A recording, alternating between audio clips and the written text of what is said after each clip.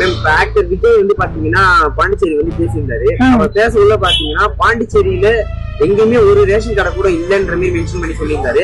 அதை பத்தி என்ன மேம் நினைக்கிறீங்க? ரேஷன் கார்டு இருக்கு சார். ரேஷன் கார்டு இல்லாம எப்படி நமக்கு எல்லாம் அரிசி போடுறாங்க, எல்லாமே பொருள்லாம் வருது. அது எப்படி நம்ம இல்லாம இருக்கும்? ரேஷன் கார்டு கண்டிப்பா இருக்கு. நான் பாண்டிச்சேரி மக்கள் தான் சொல்ல முடியும். அவர் தமிழ்நாட்டுல இருந்து வந்து பேசினா எப்படி சொல்ல? பாண்டிச்சேரிக்கு வந்து பாண்டிச்சேரி பொலிட்டிஷியன் யாரை பத்தியும் பேசாம டிஎம்கே பத்தி மென்ஷன் பண்ணி பேசினாரு.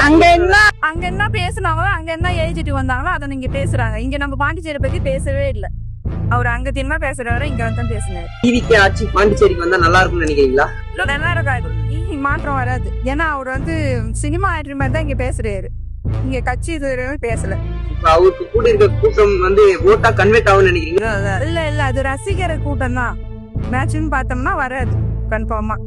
ஏன்னா கட்சின்றது வந்து வேற. அவர் வந்து ரசிகர் கூட்டம் தான் வந்திருக்கு.